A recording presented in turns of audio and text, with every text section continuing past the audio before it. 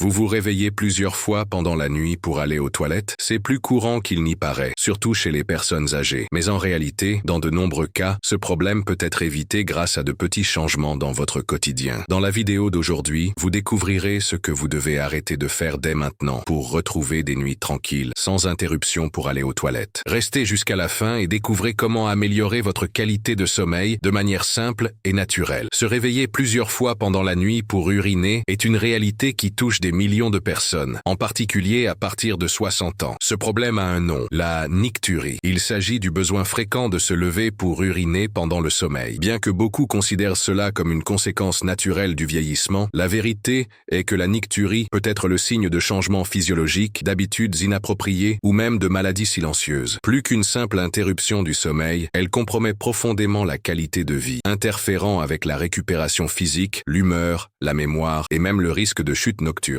Pour comprendre pourquoi cela se produit, il est nécessaire d'explorer plus en profondeur ce qui change dans le corps au fil des ans et comment ces changements ont un impact direct sur le fonctionnement de la vessie et des reins. À mesure que nous vieillissons, le corps subit une série de transformations naturelles qui affectent divers systèmes, dont le système urinaire. L'un des principaux facteurs contribuant à la nicturie est la réduction de la capacité de la vessie. La vessie d'une personne jeune peut stocker en moyenne entre 400 et 600 millilitres d'urine avant de générer une envie pressante d'uriner. Chez les personnes âgées, cette capacité peut diminuer considérablement, de sorte que même de petites quantités d'urine provoquent l'envie d'uriner. De plus, le rythme de production d'urine par les reins change. Pendant la jeunesse, l'organisme a tendance à concentrer l'urine pendant la nuit, produisant ainsi de plus petits volumes. Avec l'âge, ce mécanisme devient moins efficace et les reins produisent presque le même volume d'urine la nuit que pendant la journée. Cette augmentation de la production urinaire nocturne, appelée polyurie nocturne, est l'une des principales causes d'émictions fréquentes pendant la nuit. Un autre facteur important est lié aux changements hormonaux. L'une des hormones qui régule la production d'urine est l'hormone antidiurétique, connue sous le nom d'ADH. Elle agit sur les reins en réduisant la quantité d'urine produite, en particulier pendant la nuit. Cependant, avec l'âge, le corps réduit la production naturelle de cette hormone, ce qui entraîne une augmentation du volume d'urine nocturne. En d'autres termes, même si les personnes âgées ne boivent pas plus de liquide que la normale, leur organisme produit plus d'urine pendant la nuit, comme s'il fonctionnait encore à plein régime pendant la journée. Ce déséquilibre hormonal est silencieux, mais il a des conséquences directes sur la qualité du sommeil et, à long terme, il affecte d'autres fonctions cognitives et physiques de l'organisme. Outre les causes physiologiques naturelles, les maladies chroniques jouent également un rôle central dans ce processus. Des affections telles que le diabète sucré, l'hypertension artérielle, l'insuffisance cardiaque et même l'apnée du sommeil peuvent déclencher ou aggraver la nicturie. Dans le cas du diabète, par exemple, lorsque les niveaux de glucose sont déséquilibrés, le corps tente d'éliminer l'excès de sucre par l'urine, augmentant ainsi la fréquence urinaire. L'hypertension et les problèmes cardiaques sont associés à une redistribution des liquides corporels lorsque la personne s'allonge, ce qui entraîne la formation d'une plus grande quantité d'urine pendant la nuit. Et l'apnée du sommeil, bien que souvent ignorée, stimule la libération d'hormones qui augmentent la production d'urine. Tous ces facteurs, souvent présents simultanément chez les personnes âgées, contribuent à un cercle vicieux. Le sommeil est interrompu, le corps ne se repose pas correctement et les maladies chroniques s'aggravent avec le temps. Il existe également une question peu abordée, mais extrêmement importante, l'impact des médicaments. De nombreuses personnes âgées prennent régulièrement des diurétiques pour traiter l'hypertension ou des problèmes cardiaques. Comme leur nom l'indique, ces médicaments augmentent l'élimination des liquides par l'organisme. Lorsqu'ils sont pris le soir, les diurétiques garantissent pratiquement de multiples passages aux toilettes pendant la nuit. Même les médicaments qui ne sont pas directement diurétiques peuvent avoir des effets secondaires sur la vessie, comme les antidépresseurs, les sédatifs et certains médicaments utilisés pour traiter la maladie de Parkinson. L'automédication, ou même le fait de ne pas prendre ces médicaments à l'heure prévue, peut perturber le sommeil de nombreuses personnes âgées sans qu'elles s'en rendent compte. Enfin, il est impossible d'ignorer la composante psychologique et comportementale. En vieillissant, de nombreuses personnes développent une anxiété liée au sommeil et une peur de l'incontinence. La simple pensée « je ne dois pas me mouiller pendant la nuit » peut générer un besoin anticipé d'aller aux toilettes, même si la vessie n'est pas encore pleine. Cela crée un comportement conditionné. La personne se réveille au milieu de la nuit, même sans urgence, juste pour s'assurer qu'elle n'aura pas d'accident. De plus, le sommeil des personnes âgées a tendance à être plus léger et fragmenté. Elles passent moins de temps en sommeil profond, ce qui fait que tout inconfort, même une légère sensation de vessie pleine, est une raison suffisante pour se réveiller. Il s'agit d'un cycle silencieux, où le corps, l'esprit et les habitudes interagissent réagissent de manière complexe, créant un schéma d'interruption constante tout au long de la nuit. Au vu de tout cela, il est clair que l'envie d'uriner la nuit chez les personnes âgées est bien plus qu'une simple conséquence de l'âge. C'est le reflet d'un système corporel plus sensible, d'habitudes accumulées au fil du temps et de problèmes de santé qui doivent être reconnus et traités. Cependant, le plus important est que, dans de nombreux cas, il est possible d'intervenir. Et cette intervention n'a pas besoin d'être drastique ni médicamenteuse. De petits changements dans le mode de vie, la consommation de liquide, l'alimentation, l'utilisation de médicaments et la routine nocturne peuvent faire une énorme différence. Et c'est de ces stratégies pratiques et efficaces dont nous allons parler dans le prochain sujet. Car comprendre le problème n'est que la première étape. La véritable transformation se produit lorsque nous savons exactement ce qu'il faut arrêter de faire pour reprendre le contrôle de nos nuits. Beaucoup de gens pensent que l'envie d'uriner pendant la nuit est quelque chose qui arrive simplement, sans cause directe apparente. Mais peu d'entre eux réalisent que l'un des facteurs les plus importants dans ce processus est la consommation de liquide tout au long de la journée, en particulier dans les heures qui précèdent le coucher. Et il ne s'agit pas seulement de la quantité d'eau que l'on boit, mais aussi du type de boisson, du moment où elle est consommée et même de ce que l'on mange en même temps. Chez les personnes âgées, cette relation est encore plus délicate. Avec l'âge, l'organisme fonctionne différemment. Les reins filtrent moins efficacement, l'hormone antidiurétique est produite en moindre quantité et la vessie perd une partie de son élasticité. Cela signifie que tout excès de liquide ingéré, en particulier le soir, a un impact beaucoup plus direct et immédiat sur la production d'urine. Il est donc essentiel de comprendre comment la consommation de liquide influence le sommeil pour ceux qui souhaitent réduire, voire éliminer, les interruptions nocturnes causées par le besoin d'uriner. Pour commencer, il est important de souligner que ce n'est pas la quantité totale de liquide consommée au cours de la journée qui interfère le plus avec le sommeil, mais plutôt le moment où ils sont consommés. Boire 2 litres d'eau entre le petit déjeuner et le déjeuner, par exemple, pose rarement problème. En effet, pendant la journée, le métabolisme est actif, le corps bouge,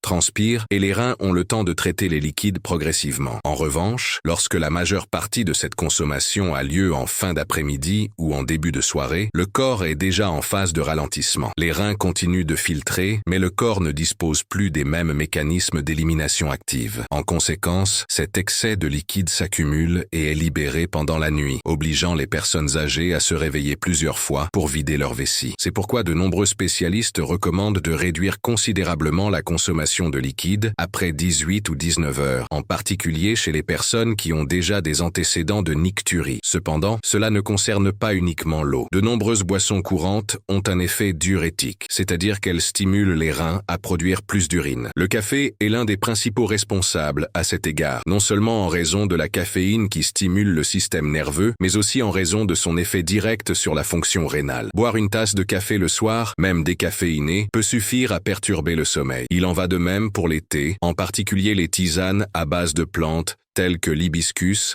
la prêle, le thé vert et le thé noir. Ces infusions sont connues pour leurs effets diurétiques naturels et bien qu'elles soient souvent recommandées pour leurs bienfaits sur la santé, elles doivent être évitées le soir par les personnes qui ont des difficultés à uriner pendant leur sommeil. Même le lait chaud, boisson traditionnellement associée à la détente avant le coucher, peut contenir du lactose, qui chez les personnes sensibles peut augmenter le transit intestinal et, dans certains cas, provoquer une augmentation de la production urinaire. Un autre point peu discuté, mais extrêmement pertinent, est l'effet des aliments solides riches en eau. Les fruits tels que la pastèque, le melon, l'ananas et l'orange sont composés en grande partie d'eau. Manger une tranche de pastèque le soir, par exemple, peut équivaloir à boire un verre d'eau. De plus, les aliments riches en sel et en sucre augmentent la sensation de soif, ce qui incite la personne à boire plus d'eau pour compenser, souvent sans s'en rendre compte. Cela crée un cycle subtil mais dangereux. La personne âgée mange un dîner très salé, a soif quelques heures plus tard, boit de l'eau avant de se coucher, puis se réveille plusieurs fois pendant la nuit pour uriner. Briser ce cycle nécessite une prise de conscience et une planification alimentaire. Savoir choisir ce que l'on mange et boit au dîner est essentiel pour garantir une nuit de sommeil continu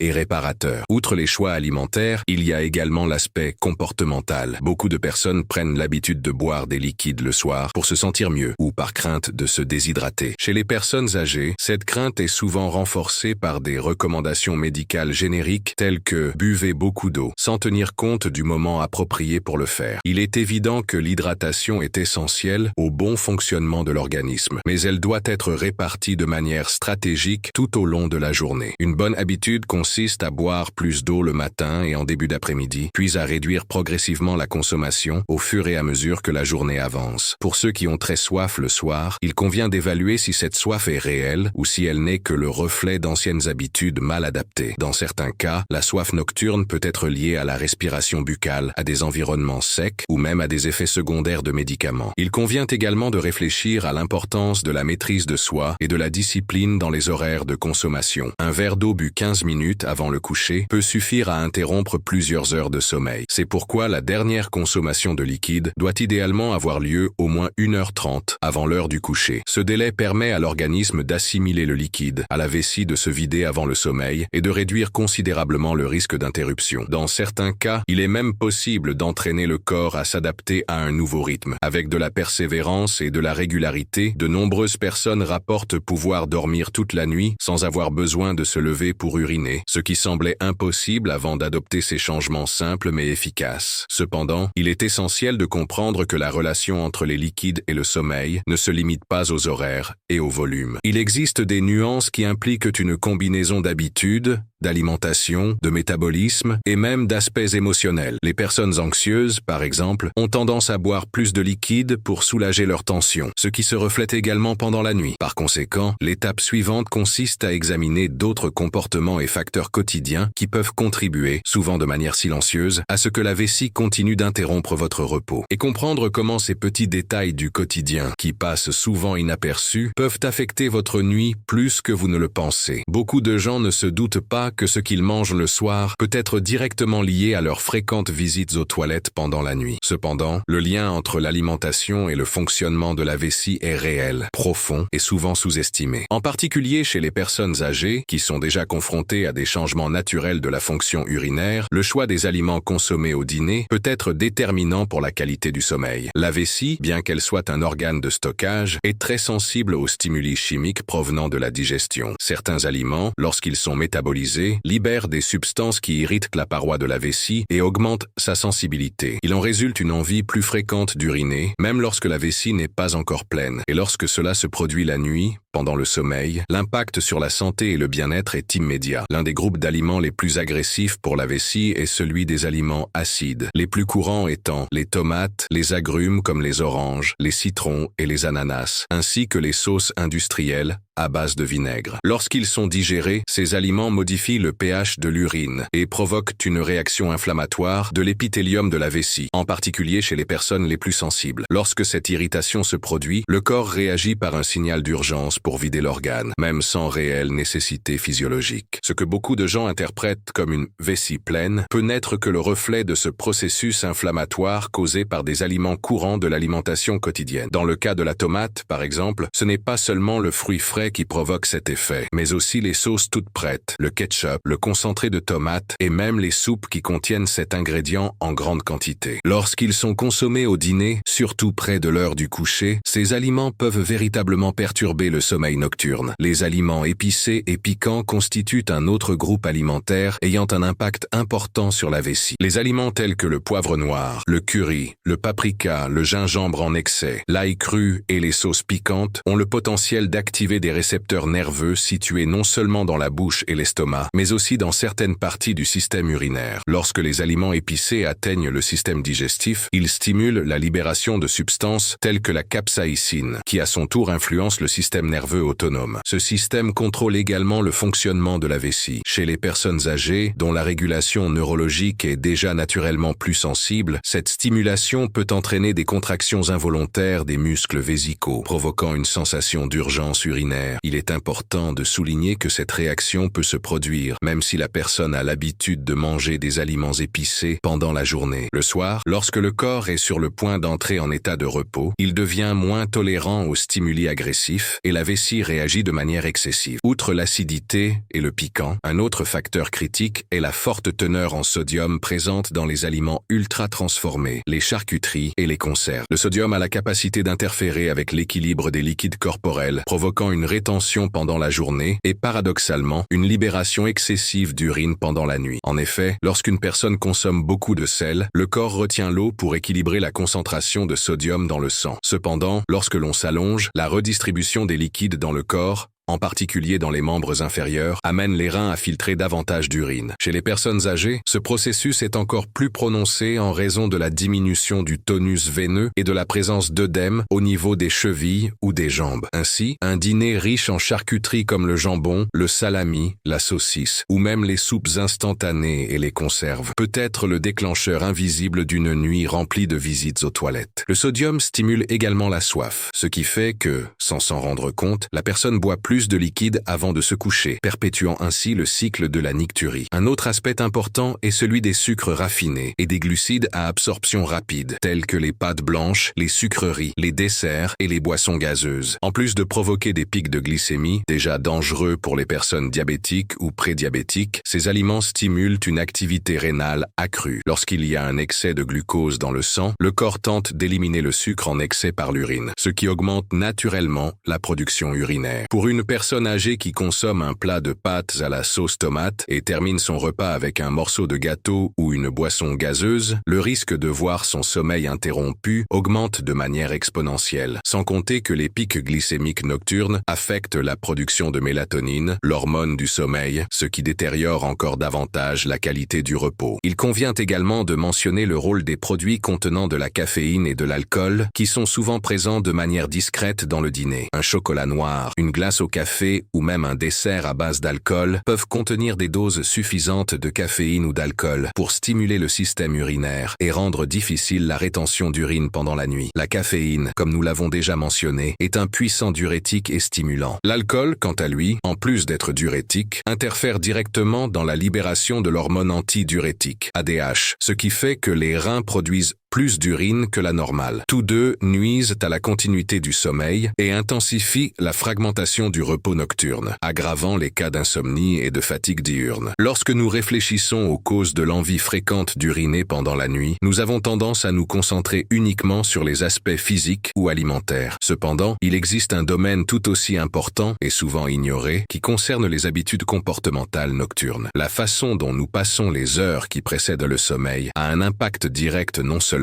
sur la qualité du repos, mais aussi sur le fonctionnement de notre système urinaire. Chez les personnes âgées, cet impact est encore plus marqué, car l'organisme réagit de manière plus sensible à des stimuli qui, à d'autres moments de la vie, seraient facilement ignorés. De petits gestes apparemment anodins, comme regarder la télévision au lit, laisser la lumière allumée ou même consulter son téléphone portable juste avant de s'endormir, peuvent déclencher une série de réactions hormonales et neurologiques qui perturbent la régulation du sommeil et augmentent la fréquence des mictions nocturnes. Il est essentiel de comprendre ces habitudes pour retrouver des nuits plus calmes et plus réparatrices. L'un des comportements les plus néfastes à cet égard est l'utilisation excessive d'appareils électroniques le soir, en particulier dans les heures qui précèdent le coucher. L'exposition à la lumière bleue émise par les écrans de téléphones portables, de téléviseurs, de tablettes et d'ordinateurs interfère directement avec la production de mélatonine, l'hormone qui régule le cycle du sommeil. Lorsque cette production est inhibée, le cerveau comprend qu'il fait encore jour et maintient le corps en état d'alerte. Cela retarde non seulement le début du sommeil, mais compromet également sa profondeur et sa continuité. Et c'est là qu'intervient un facteur moins évident, mais extrêmement important. Lorsque le sommeil n'atteint pas ses phases les plus profondes, le corps reste dans un état de vigilance physiologique, dans lequel les stimuli internes, tels qu'une légère sensation de vessie pleine, sont rapidement perçus comme des raisons de se réveiller. En d'autres termes, le même volume d'urine qui, dans un sommeil profond, serait ignoré jusqu'au lendemain matin, est perçu comme urgent lorsque le cerveau est en état d'alerte, réveillant inutilement la personne au milieu de la nuit. Une autre habitude courante qui affecte directement l'équilibre de l'organisme est celle de se coucher immédiatement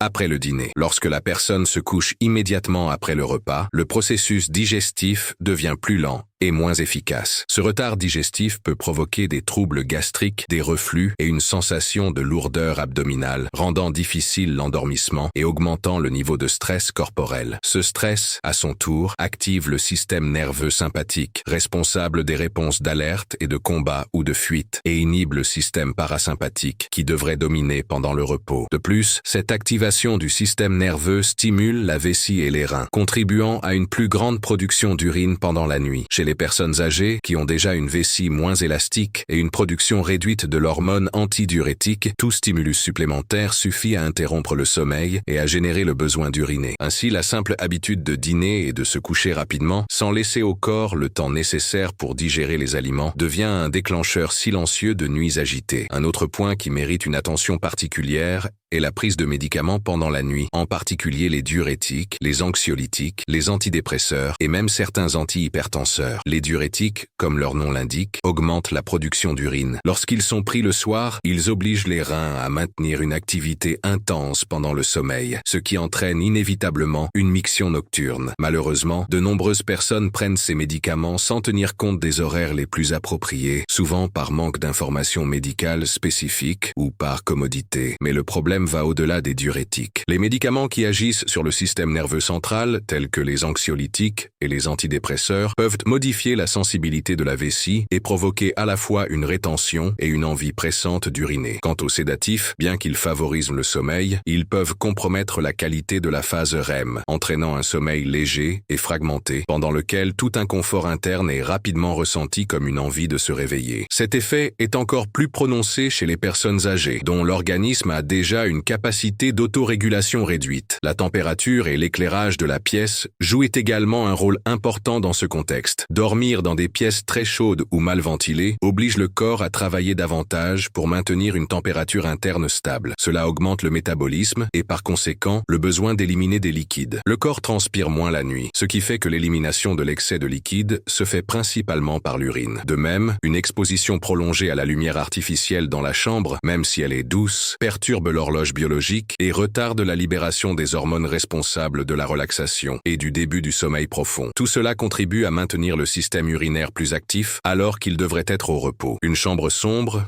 silencieuse et à température agréable, est donc un allié puissant dans la prévention de la nicturie, mais souvent négligé dans la routine des familles. Il y a également un aspect psychologique lié aux habitudes nocturnes. L'anxiété, l'excès de stimuli mentaux avant de s'endormir, l'habitude de repasser mentalement les problèmes de la journée ou de planifier la journée suivante en étant allongé, tout cela active l'axe du stress et empêche le corps d'entrer dans un état de relaxation profonde. Lorsque l'esprit est agité, le corps réagit par une tension musculaire, une accélération du rythme cardiaque et une respiration irrégulière. Et dans ce contexte d'alerte constante, le corps a tendance à interpréter tout stimulus interne comme un signe d'urgence, y compris une vessie légèrement pleine. La peur de ne pas pouvoir retenir son urine ou de perdre le contrôle pendant le sommeil est également une préoccupation récurrente chez les personnes âgées, ce qui, paradoxalement, augmente le risque de se réveiller pendant la nuit. Ces pensées conditionnent le cerveau à se réveiller à intervalles réguliers, créant un cycle de sommeil interrompu qui se répète nuit après nuit. Au vu de tous ces éléments, il est évident que les habitudes nocturnes ont un poids énorme sur la qualité du sommeil et le fonctionnement du système urinaire. Elles forment un réseau de petits comportements qui, pris isolément, peuvent sembler inoffensifs, mais qui, cumulés, ont un impact physiologique significatif. La bonne nouvelle, c'est que bon nombre de ces habitudes peuvent être modifiées assez facilement, à condition d'être conscient et disposé à observer sa propre routine avec plus d'attention. Cependant, il est tout aussi important de comprendre comment la façon dont nous dormons, la posture du corps, le type de matelas et même la position de la vessie pendant le repos influencent directement l'envie d'uriner pendant la nuit. C'est le prochain aspect qui mérite une attention particulière, car le corps, même au repos, réagit physiquement à la façon dont il est positionné, et le simple fait de choisir une position inappropriée pour dormir peut être le détail qui sabote vos nuits sans que vous vous en rendiez compte. Lorsque nous parlons de fréquence urinaire nocturne, nous nous concentrons presque toujours sur des aspects tels que l'alimentation, les médicaments ou les maladies préexistantes. Cependant, il existe un facteur souvent ignoré qui peut être déterminant pour ceux qui recherchent des nuits plus tranquilles, la position dans laquelle on dort. Cela semble trop simple pour être pertinent, mais la vérité est que la posture corporelle pendant le sommeil influence directement la pression sur la vessie, la circulation des fluides dans le corps, l'activité des reins et même le fonctionnement du système nerveux. Chez les personnes âgées, dont la structure physique a déjà subi divers changements au fil du temps, tels que la perte de masse musculaire, l'affaiblissement affaiblissement du plancher pelvien et des modifications de la colonne vertébrale, la façon dont le corps repose dans le lit peut déterminer si la vessie restera calme ou deviendra hyperactive pendant la nuit. Pour comprendre cette relation, il faut d'abord examiner la répartition des liquides corporels pendant le sommeil. Tout au long de la journée, lorsque nous sommes debout ou assis, la gravité a tendance à concentrer les liquides corporels dans les extrémités inférieures, en particulier dans les jambes et les chevilles. C'est pourquoi de nombreuses personnes remarquent un gonflement des jambes en fin de journée. Lorsque nous nous couchons, cette répartition change. Les liquides qui s'étaient accumulés dans les jambes commencent à retourner dans la circulation générale et passent par les reins, qui augmentent alors la production d'urine. Cela expliquerait en partie pourquoi tant de personnes ressentent le besoin d'uriner peu après s'être couchées ou dans les premières heures de la nuit. Imaginez maintenant comment cette situation s'aggrave si la position de sommeil favorise encore plus ce déplacement de liquide ou comprime des organes tels que la vessie ou les reins. Une mauvaise position amplifie cette redistribution et intensifie les signaux que le corps envoie au cerveau pour vider la vessie, même si celle-ci n'est pas encore complètement pleine. L'une des positions les plus courantes et souvent problématiques est de dormir sur le dos. Cette position, connue sous le nom de décubitus dorsal, peut sembler confortable à première vue, mais elle a des effets importants sur la vessie et le système urinaire. Lorsqu'une personne dort dans cette position, le poids des organes abdominaux repose directement sur la vessie. Chez les personnes présentant un affaiblissement des muscles pelviens,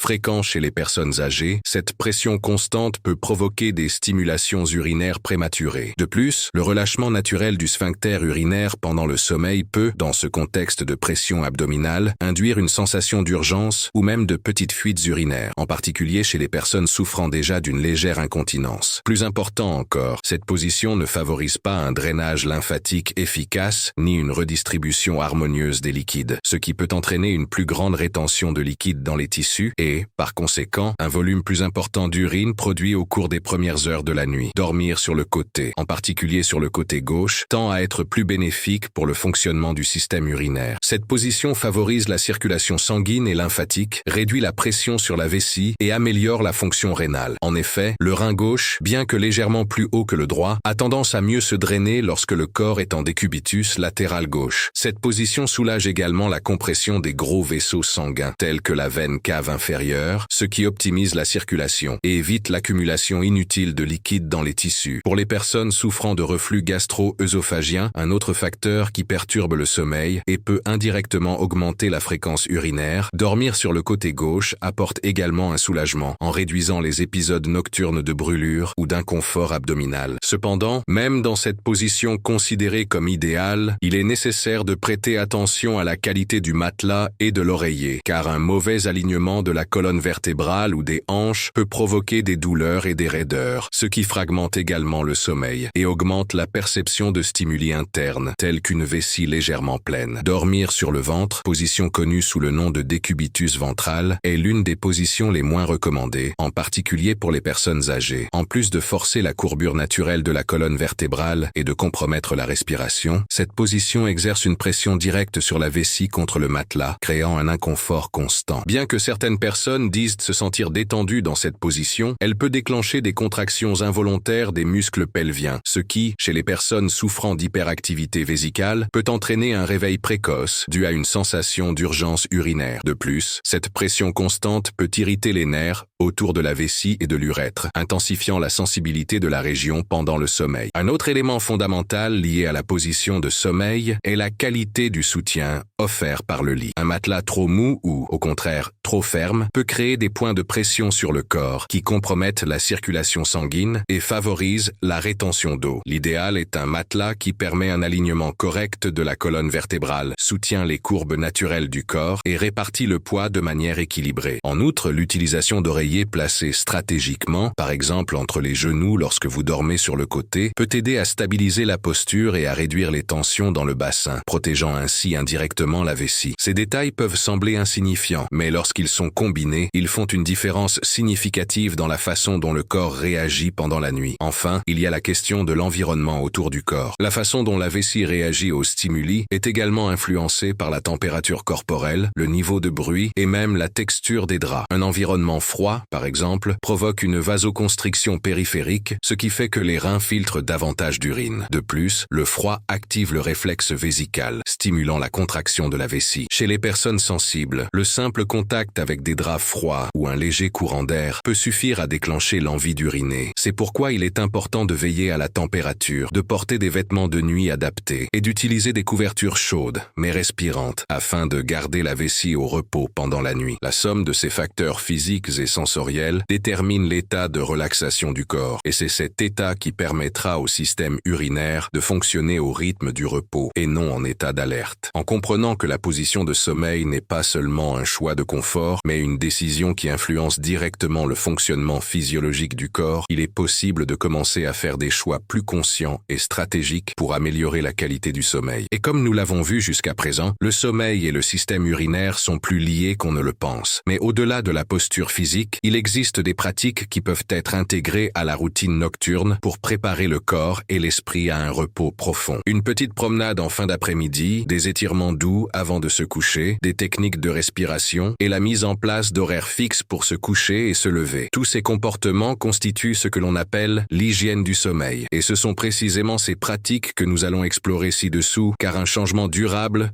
ne peut se produire que lorsque l'environnement interne et externe sont transformés simultanément. Dans le domaine de la santé du sommeil, peu de choses sont aussi sous-estimées que la routine nocturne. Pour beaucoup de gens, en particulier les personnes âgées, la nuit n'est que la fin de la journée, le moment de se coucher et de dormir. Mais ce qui précède, les choix, les gestes, les habitudes, les stimuli, influence profondément la façon dont le corps va se reposer. Et dans le cas de la nicturie, le besoin fréquent d'uriner pendant la nuit, la qualité de la préparation au sommeil peut faire la différence entre une nuit interrompue et une nuit réparatrice. La bonne nouvelle, c'est que dans la plupart des cas, il n'est pas nécessaire de recourir à des médicaments ou à des solutions radicales. De petits changements dans le comportement quotidien, lorsqu'ils sont répétés régulièrement et intentionnellement, ont le pouvoir de rééduquer l'organisme, d'améliorer le fonctionnement du système urinaire et de rétablir le cycle naturel du sommeil. Ces pratiques sont ce que nous appelons des routines saines. Et dans le contexte de la nicturie, elles deviennent de puissants outils de transformation. La première, et peut-être la plus importante d'entre elles, est l'établissement d'un horaire régulier pour se coucher et se lever. Le corps humain fonctionne selon des rythmes biologiques, tels que le cycle circadien, qui régule non seulement le sommeil, mais aussi la production hormonale, la digestion, la température corporelle et bien sûr, la production d'urine. Lorsque ces horaires deviennent irréguliers, se coucher un jour à 21h, un autre à 23h30, se lever tard ou tôt sans régularité, l'organisme perd son sens de la prévisibilité et se déséquilibre. Pour le système urinaire, cela signifie une confusion. Les reins ne savent pas à quel moment ils doivent réduire la production d'urine, la vessie n'apprend pas à la retenir pendant de plus longues périodes, et le cerveau interprète toute sensation comme un signal d'alarme. Créer un rituel nocturne avec des horaires réguliers apprend au corps à ralentir et à respecter le temps de repos. Ce rituel peut inclure l'extinction des lumières, la réduction des stimuli sonores, la lecture d'un livre léger ou la pratique de la respiration profonde. L'important n'est pas seulement ce que l'on fait, mais la répétition avec intention. Un autre point essentiel est l'inclusion d'activités physiques légères en fin d'après-midi ou en début de soirée, comme une promenade tranquille de 20 à 30 minutes, des étirements doux ou même des exercices de relaxation. Le mouvement corporel, à ce moment de la journée, présente de multiples avantages. Il améliore la circulation, réduit l'accumulation de liquide dans les jambes, diminue le taux de cortisol, l'hormone du stress, et prépare l'organisme au repos. Pour les personnes âgées, la marche est particulièrement bénéfique car elle active le retour veineux, c'est-à-dire qu'elle facilite l'élimination des liquides pendant la journée, réduisant ainsi la quantité qui sera traitée pendant la nuit. De plus, marcher en plein air, si possible en fin d'après-midi, expose le corps à la lumière naturelle, ce qui aide à réguler la production de mélatonine pendant la nuit. Cette simple habitude peut amener les reins à réduire leur activité nocturne et à entrer dans un rythme naturel de repos, ce qui contribue directement à la réduction de la fréquence urinaire nocturne. La réduction progressive de la consommation de liquide dans les heures qui précèdent le sommeil fait également partie de cette routine intelligente. Comme déjà mentionné dans les points précédents, il ne s'agit pas de déshydrater le corps, mais d'ajuster le rythme d'hydratation tout au long de la journée. L'idéal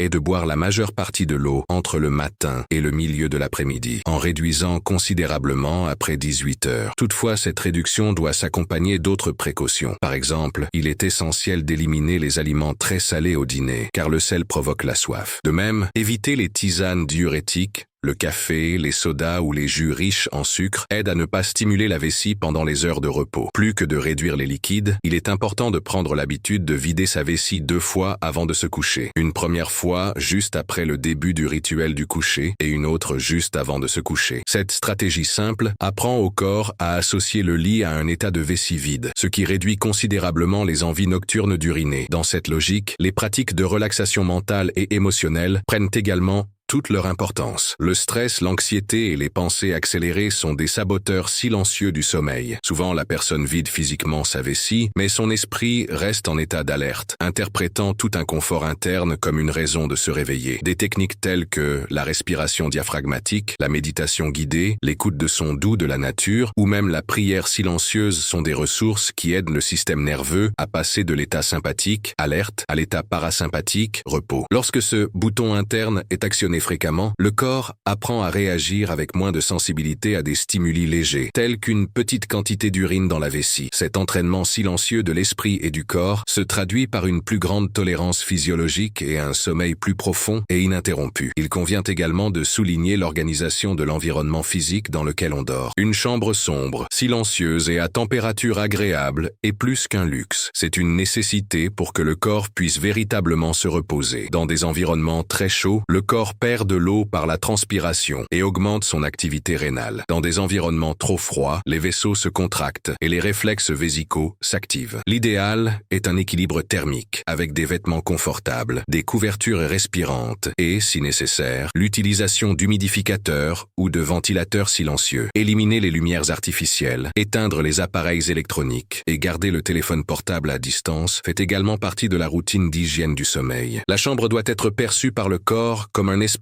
de repos absolu et non comme une extension du salon, de la télévision ou de l'activité mentale. Plus l'environnement se rapproche d'un nid sensoriel, plus l'organisme se détend et moins la vessie est active. Il est naturel qu'avec le temps, le corps subisse des transformations. Certaines sont subtiles et silencieuses, d'autres plus évidentes et gênante. Le besoin d'uriner la nuit, par exemple, est souvent attribué uniquement à l'âge ou aux habitudes quotidiennes, mais ce n'est pas toujours le cas. Dans de nombreux cas, la nicturie peut être le premier signe que quelque chose de plus grave se passe dans l'organisme, et l'ignorer peut signifier perdre la chance d'identifier un problème de santé qui nécessite une attention médicale. La frontière entre ce qui est considéré comme normal dans le processus de vieillissement et ce qui peut être le signe d'un problème plus grave est très mince. C'est pourquoi observer son corps, reconnaître les schémas habituels et, surtout, savoir quand il est temps de consulter un professionnel est une forme de soins personnels aussi importante que bien manger ou bien dormir. L'un des premiers signes avant-coureurs est une augmentation soudaine de la fréquence des mictions nocturnes, sans changement notable des habitudes. Si une personne se réveillait auparavant une fois par nuit pour uriner et qu'en l'espace de quelques jours ou semaines, elle se lève 2, 3 fois ou plus, même en conservant les mêmes habitudes alimentaires, d'hydratation et de sommeil, ce schéma mérite une attention particulière.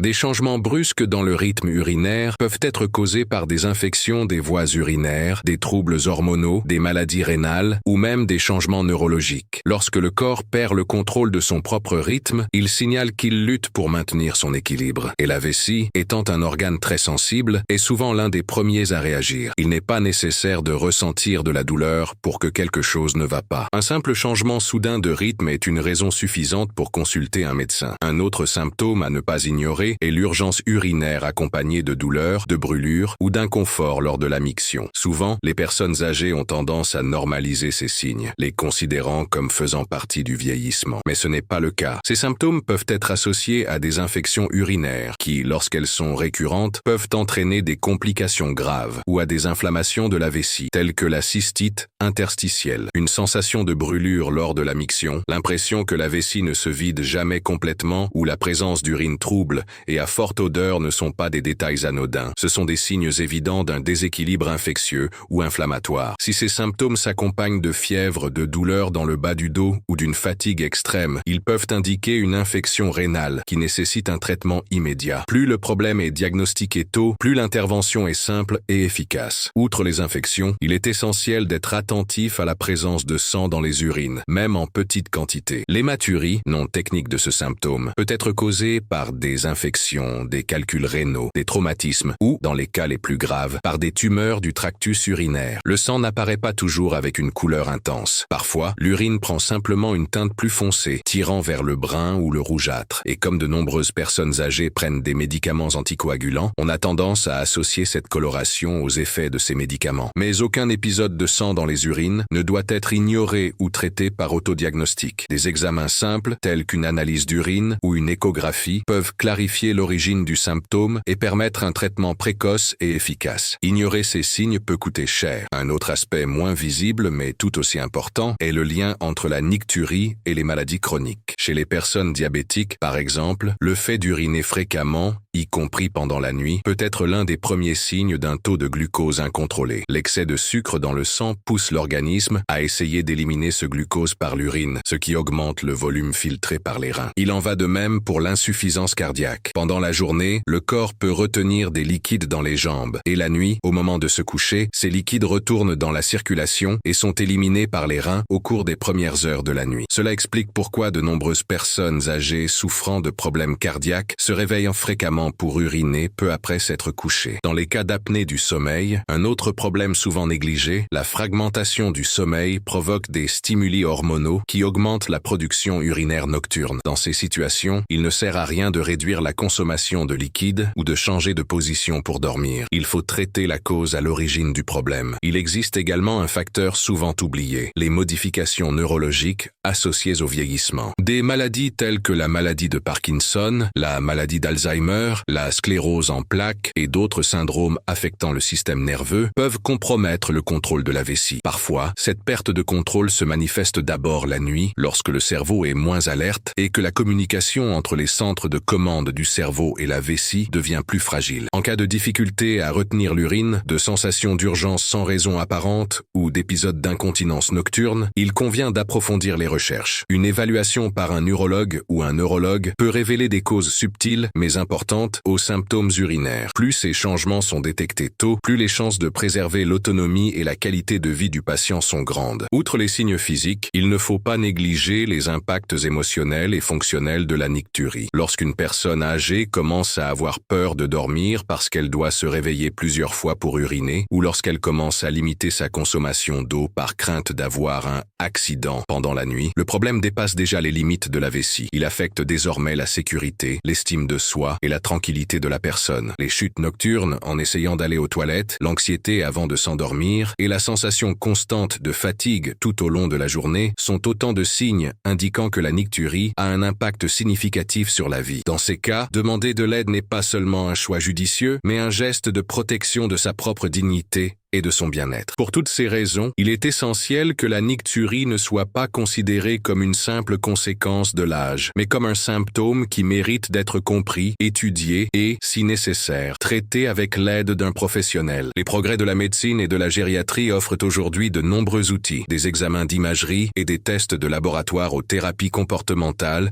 et aux médicaments modernes, capables d'améliorer considérablement les troubles urinaires nocturnes. Mais la première étape consiste toujours à reconnaître quand le corps demande de l'aide. Et c'est précisément cette écoute attentive du corps qui nous amène au point essentiel suivant. Comprendre que le chemin vers des nuits plus tranquilles ne dépend pas seulement de ce que nous évitons, mais aussi de ce que nous choisissons d'intégrer consciemment dans notre quotidien, des actions, des choix, des postures et des attitudes qui ensemble construisent une vie de meilleure qualité, plus sûre et plus autonome.